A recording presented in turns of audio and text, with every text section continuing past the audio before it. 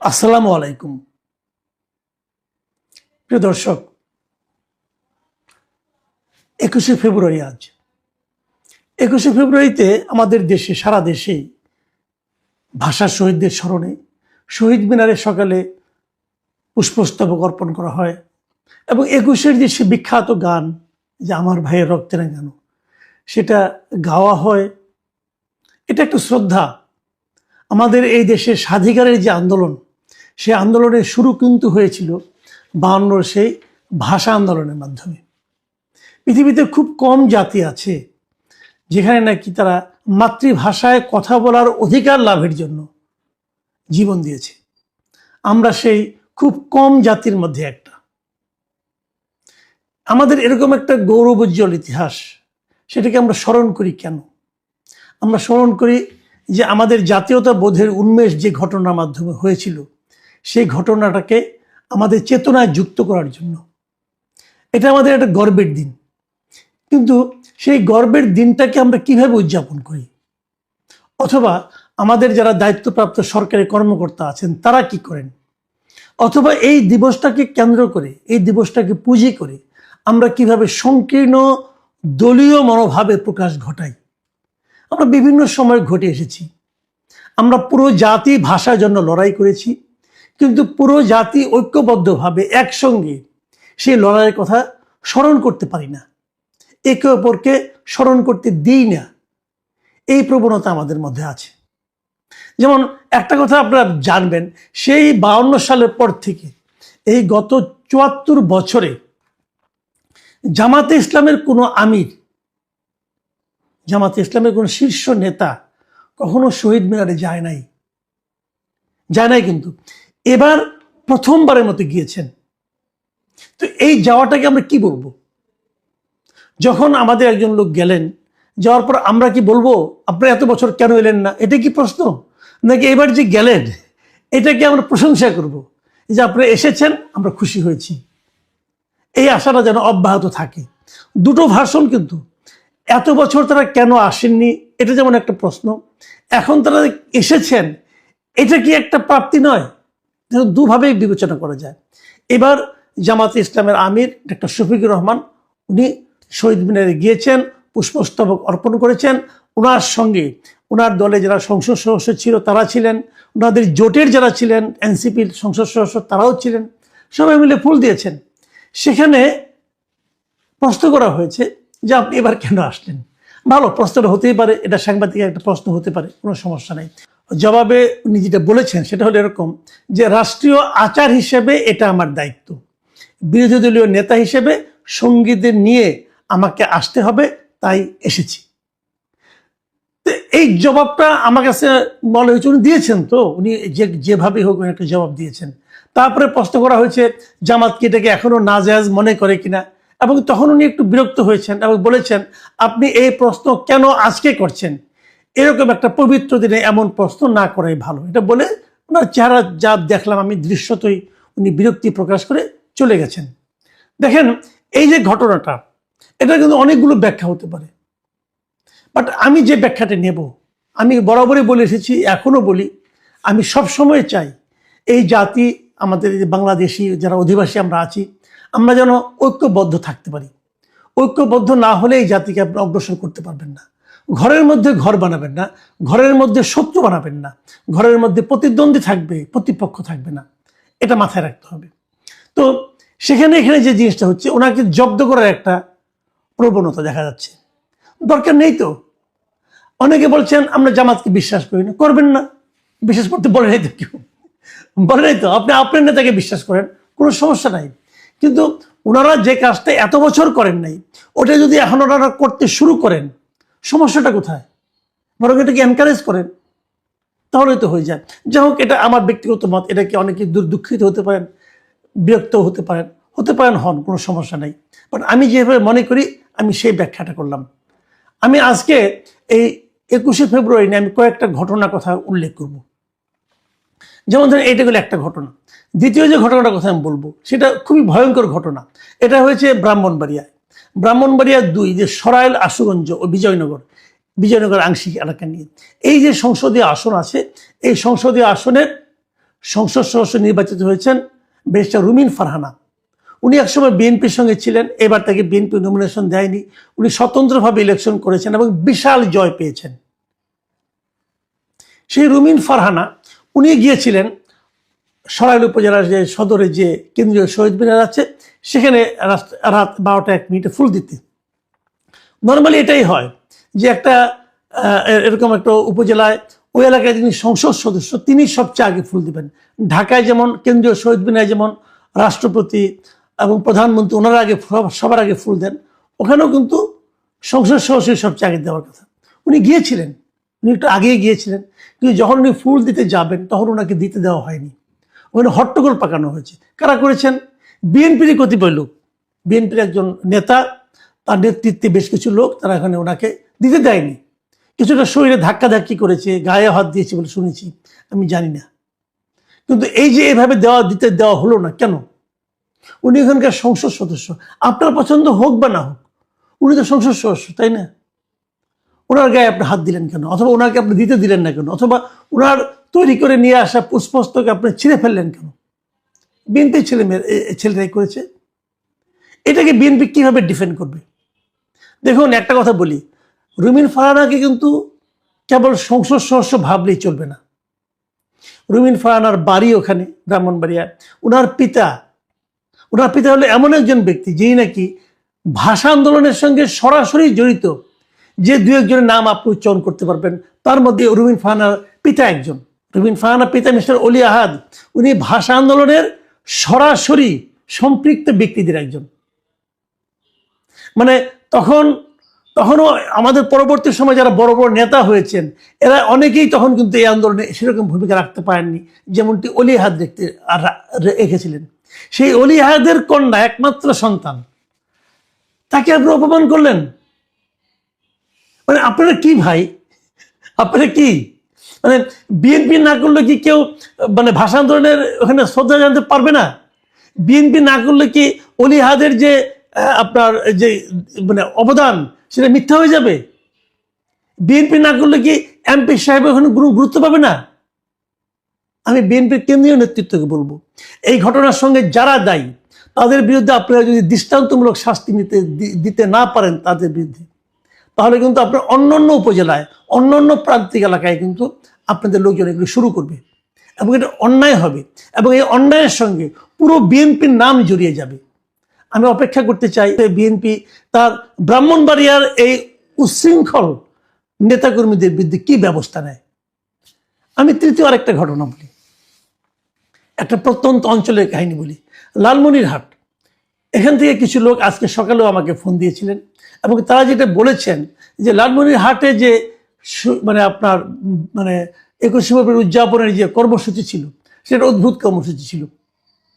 সকালে ওখানে ফুল দিতে যে ওখানে মানে প্রশাসনের যে গা ছাড়া ভাব, এটা বিভিন্নভাবে প্রকাশিত হয়েছিল। ওখানে একটা মাইক ছিল, কিন্তু মাইকের পেছনে কেউ ছিল না, মানে মাইক দিয়ে কোনো শব্দ বের হয়নি। ওখানে কোনো শহীদের মানে ভাষা আন্দোলনের যে গান, সে গান একবারের জন্য বাজেনি, অন্ততপক্ষে সকাল পর্যন্ত বাজেনি। 21শে ফেব্রুয়ারি উপলক্ষে ওখানে শিশু কিশোরদের মধ্যে এক ধরনের সাংস্কৃতিক প্রতিযোগিতা ছিল, সেখানে গজলের প্রতিযোগিতা ছিল। দেশাত্মবোধক গান অথবা ভাষা আন্দোলনের গান এগুলি না, গজলের প্রতিযোগিতা ছিল। মানে প্রশাসন কিভাবে মানে মানে এক ধরনের জঙ্গি আচরণ করেছিল এবং কিভাবে মানে আমাদের যে সংস্কৃতি সেই সংস্কৃতিকে উপেক্ষা করেছে সেটা কিন্তু লালমনিরহাটের এই দৃশ্য দেখলে বোঝা যাবে। মানে বিজাতীয়করণের যে কি প্রবণতা সেখানে ছিল। বিজাতীয়করণের আরেকটা প্রবণতার কথা বলে আজকে আলোচনা শেষ করব। এই বিজাতীয়করণের প্রবণতাটা কোথেকে আসছে বলি আপনাকে।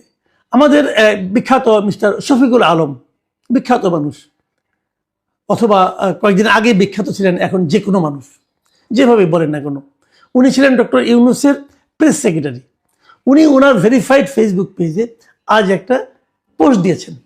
সেই পোস্টটা আবার আমাদের এটা বাংলা ভাষা নিয়ে ওনার পোস্ট, কিন্তু বাংলা ভাষার এই পোস্ট উনি আবার ইংরেজিতে লিখেছেন। বাঙালির ছেলে ইংরেজি ভালো বলেন, বাংলা বলতে বাংলা লিখতে একটু লজ্জা টজ্জা পান বোধ হয়, যে কারণে 21শে ফেব্রুয়ারিতে উনি ইংরেজিতে একটা পোস্ট দিয়েছেন। সেই পোস্টটা আমার বাংলা ভাষা নিয়ে। আচ্ছা, উনি লিখেছেন ইনসাফ is a beautiful Bangla word, মানে ইনসাফ একটা চমৎকার বাংলা শব্দ। ইনসাফ কোথায় পাইছে আল্লাহ জানে, ইনসাফ কি হয় বাংলা শব্দ হয় এটা উনি ছাড়া কেউ জানে না। সো ইজ ইনকিলাব, ইনকিলাবও নাকি বাংলা শব্দ। সো আর ফয়সালা, আজাদি, জিন্দাবাদ অ্যান্ড আওয়ামী অ্যান্ড লীগ, মানে এই যে ফয়সালা, আজাদি, জিন্দাবাদ, আওয়ামী এবং লীগ, এই সবগুলি বাংলা শব্দ। So is C dot dot লিংপং, মানে চ লিংপং, মানে চ দিয়া ডট ডট, মানে বুঝতে পারছেন, বাকিটুকু আপনি মিলিয়ে নেন। এই এই চু লিংপং এটাও নাকি একটা চমৎকার বাংলা শব্দ। এর উদ্ভাবককে মিস্টার শফিকুল আলম। আমার কেন যেন মনে হয় এই ভদ্রলোকের মানে ক্ষমতা হারানোর পর এই ভদ্রলোকের মস্তিষ্কের দু একটা তার মনে হয় ছিঁড়ে গেছে, এটা আমার ধারণা। সরি, আমি একটু মানে হয়তো খারাপ শব্দ ব্যবহার করলাম, কিন্তু আমার হয় ওনার মধ্যে এক ধরনের অপ্রকৃতিস্থ ব্যাপার স্যাপার আমি দেখতে পাচ্ছি। মানে উনি এই যেন এলোমেলো হয়ে যাচ্ছেন। ভাই, আপনি যে শব্দগুলি বললেন, অনেক বিদেশি শব্দই আমাদের এখানে বাংলা ভাষায় কিন্তু আত্মীকরণ হয়েছে, বাংলা ভাষায় প্রচলিত হয়ে গেছে। কিন্তু যতই হোক না কেন, আমরা যতই প্রচলিত হোক না কেন, এগুলো শব্দগুলো বাংলা শব্দ নয়। আমাদের বাংলা ভাষায় অনেক বিদেশি শব্দ আছে, কথাটা খেয়াল করুন।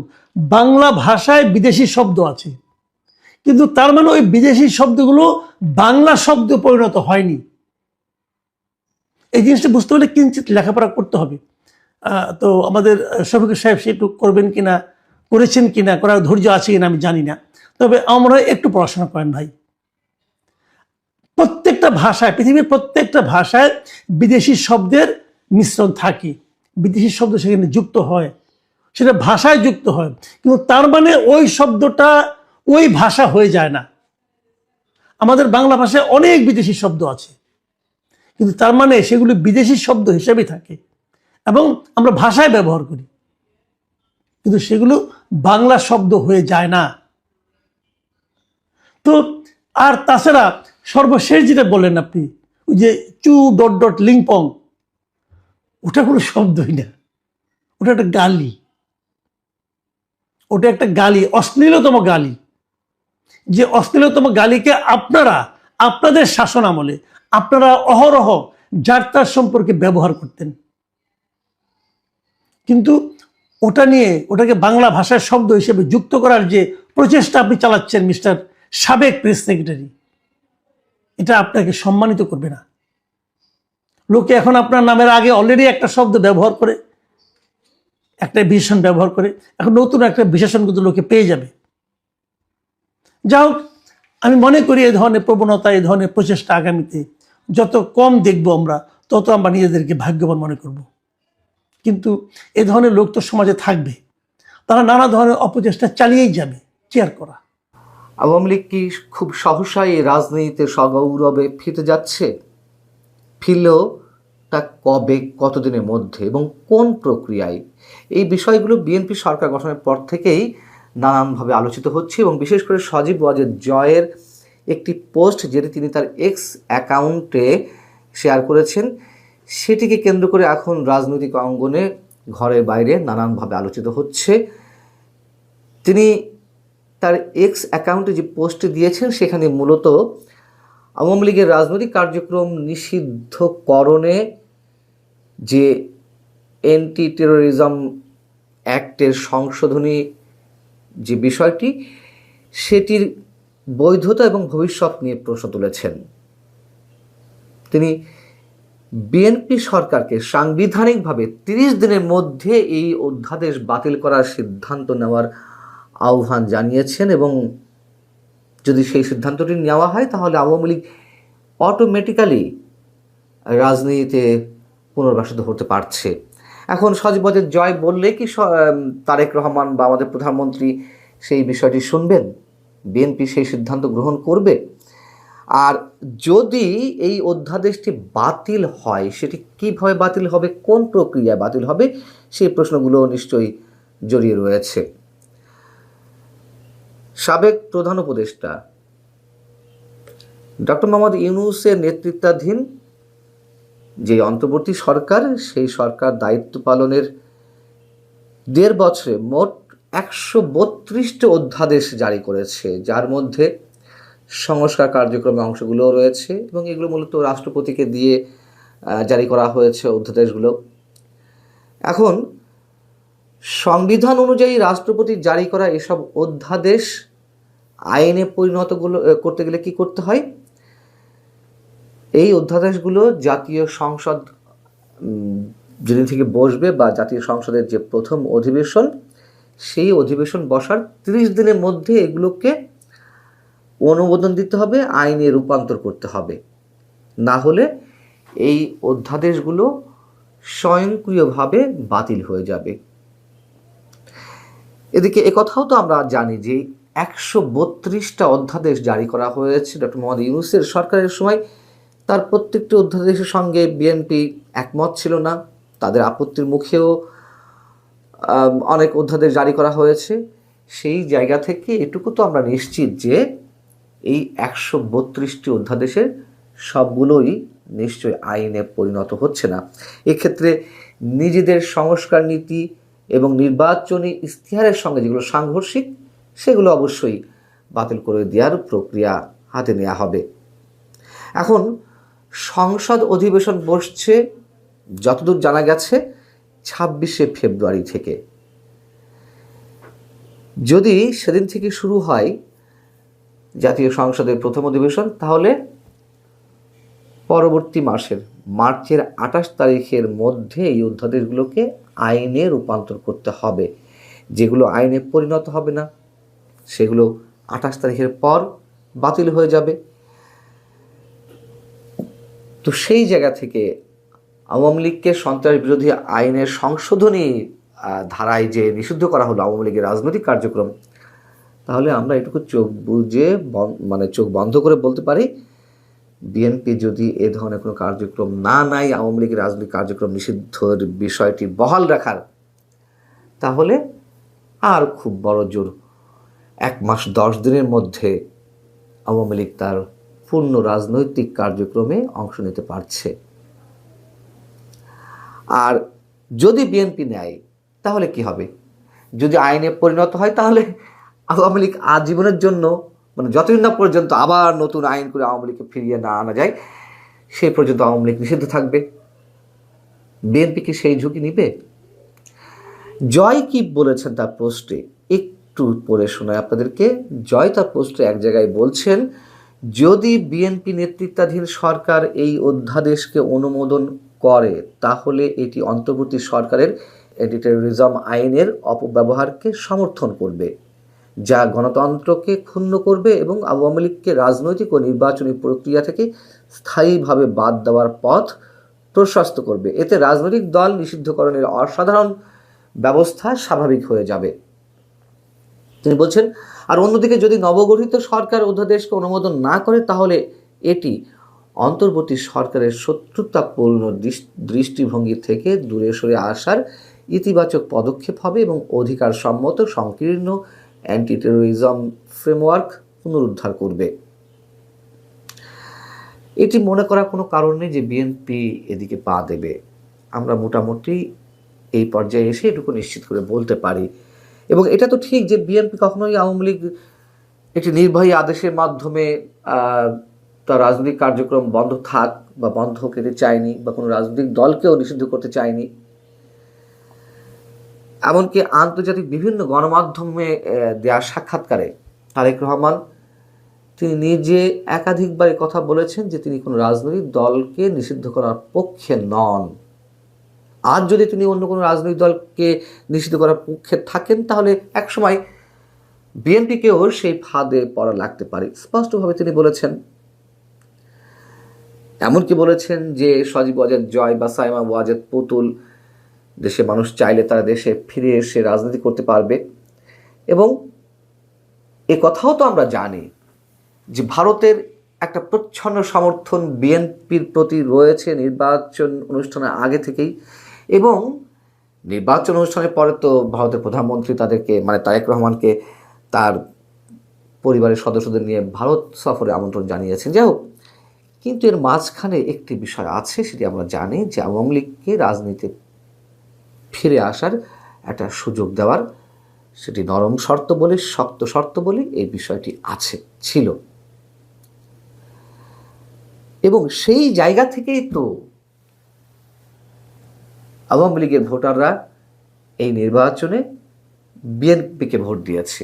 একটা ছোট অংশ যদিও জামাতের ভোট ব্যাংকে তাদের ব্যালট পেপারে সিল মেরেছে, এটাও সত্য কথা, যারা তৃণমূল পর্যায়ে আওয়ামী লীগের নেতাকর্মীদের মাধ্যমে নির্যাতিত হয়েছেন।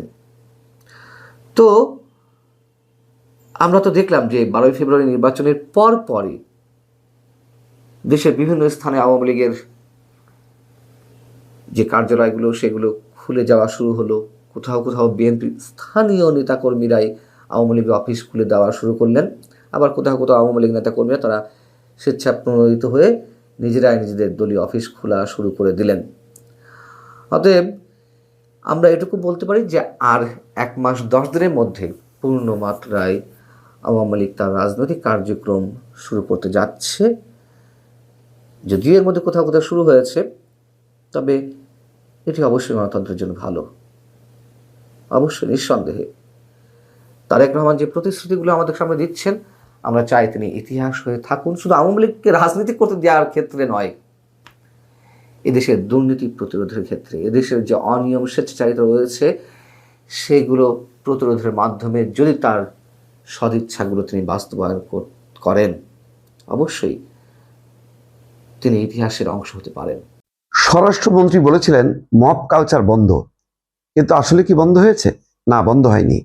খবর হচ্ছে এই যে গতকাল গাইবান্ধায় ছিনতাইকারী সন্দেহে 2 জনকে পিটিয়ে হত্যা করা হয়েছে। তাহলে বন্ধ হয়নি, কারণ ছিনতাইকারী, চোর সন্দেহে, ডাকাত সন্দেহে বা ডাকাতিকালে আটক করে গণপিটুনিতে মেরে ফেলা, এইটা কিন্তু মব কালচারের অংশ। মব কালচার আছে। মব কালচারের বিরুদ্ধে যতক্ষণ না পর্যন্ত অভিযান না চালানো হবে, যেমন আমি আজকে একটা খবর দেখছি যে 2 চরমপন্থী সংগঠনের বিরোধে যশোরের রানা প্রতাপ হত্যা, 2 শুটার গ্রেপ্তার। ভালো, কিন্তু এটা তো হলো আইন শৃঙ্খলা জনিত। কিন্তু সবচেয়ে বড় আতঙ্ক কি, মানে আমরা সাধারণ নাগরিকরা আতঙ্কগ্রস্ত হয়েছি মব কালচার, এবং তার মব কালচারের সবচেয়ে বড় মহড়া আমরা দেখলাম যে ডেইলি স্টার, প্রথম আলো, ছায়ানট এবং উদীচীর মতন প্রতিষ্ঠানকে কিভাবে ভাঙচুর করা হলো এবং আগুন দেয়া হলো। ভাগ্য ভালো যে এই ঘটনাগুলোতে মানুষ মারা যায়নি, কিন্তু ডেইলি স্টারে প্রায় 30 জন মারা যাওয়ার উপক্রম হয়েছিল সাংবাদিকরা। এটা সেনাবাহিনী বহু কষ্টে ঠেকিয়েছে। তাহলে এই গত 15, 16, 17 মাসে এই মব কালচারটা কিন্তু একটা মোটামুটি বলা যায় বিভিন্ন মানে এলাকায় এলাকায়, বা বলা যায় যে সামাজিকভাবে একটা প্রতিষ্ঠিত রূপ পেয়ে গেছে। এখন এটা ভাঙতে গেলে এটা এমনি এমনি কাজ হবে না। আমি বারবার বলছি যে এই সরকারের এসে প্রথম থেকেই স্পট অ্যাকশন শুরু করতে হবে, অর্থাৎ আইন নিজের হাতে তুলে নিয়ে যদি কেউ হত্যাযজ্ঞে সামিল হয়, মানুষ হত্যা, আহত করা বা হতাহত করা, এই ঘটনাগুলো যদি ঘটায়, তাহলে স্পটেই অ্যাকশন নিতে হবে, কঠিনতম অ্যাকশন নিতে হবে। আমি মানে বন্দুক যুদ্ধ, এনকাউন্টার, ক্রস ফায়ার, এগুলো আমি উচ্চারণ করলাম না, কিন্তু স্পট অ্যাকশন, যেটা ইউরোপ আমেরিকাতে যেগুলি বলা হয়, সেই কালচারটা কিন্তু শুরু করতে হবে। অর্থাৎ আপনি যতক্ষণ না পর্যন্ত অপরাধীদের ভেতরে আতঙ্ক না ধরাবেন, ততক্ষণ পর্যন্ত কিন্তু এটা চলতে থাকবে। আর এটা যদি বন্ধ করার আপনি প্রথম 2-3 মাসের মধ্যে আপনাকে সিগন্যাল দিয়ে দিতে হবে এই সরকারটা কেমন। আমি সম্ভবত মেসেজটা ক্লিয়ার করতে পারছি যে সরকার বলছে না যে দলীয় আইনে দেশ চলবে না, চলবে রাষ্ট্রীয় আইনে। সেই রাষ্ট্রীয় আইনটা আমরা দেখতে চাই, এবং সেই রাষ্ট্রীয় আইনটা যেন ওই মানে যুবথুবু মার্কা না হয়, যেটা ইউনূস সরকারের আমলে দেখা গেছে। সেই আইন দিয়ে কাজ হবে না। এই আইনটাকে যদি মানবাধিকার লঙ্ঘন বলা হয়, তাহলে যুক্তরাষ্ট্র সব ইউরোপের বিভিন্ন দেশ লঙ্ঘন করছে, তাহলে ওই অনুযায়ী অ্যাকশনে যাইতে হবে। এইটা ছাড়া কোনোভাবেই গত 15-16 মাসে এই অপরাধীরা এত বেশি আইন হাতে তুলে নিছে, আর মনে হচ্ছে গণপিটুনি, এটা মনে হচ্ছে যেন এটা কালচার, এটা কোনো অপরাধ না। বাট এটাও যে অপরাধ, এইটা স্থানীয় পর্যায়ে জনপ্রতিনিধি, রাজনৈতিক কর্তৃপক্ষ, আইন শৃঙ্খলা সম্মিলিতভাবে এটার বিরুদ্ধে রুখে দাঁড়াতে হবে। তারেক রহমানের সরকার মানে দায়িত্ব নেয়ার কিন্তু 2 থেকে 3 দিনের মধ্যে কিন্তু ঘটনা ঘটে গেল গাইবান্ধায়। এইটা হয়তো প্রথম ঘটনা, এরকম গণপিটুনি এর আগে 2-3 দিনের মধ্যে ঘটেছে কিনা জানি না, কিন্তু এগুলি বন্ধ করার মতন মেসেজ দিতে হবে। গাইবান্ধায় অভিযান চালাইতে হবে। কেন ডাকাত সন্দেহ হোক আর ছিনতাইকারী সন্দেহ হোক, তাদেরকে আটক করার পর কেন পিটায় মারা হলো, এটার জবাবদিহি করতে হবে যারা যারা ওই ঘটনার সাথে যুক্ত ছিল। এই শুরুতেই যদি অ্যাকশনে না যায় তারেক রহমানের সরকার, বিপদ কিন্তু সামনে, বলে রাখলাম।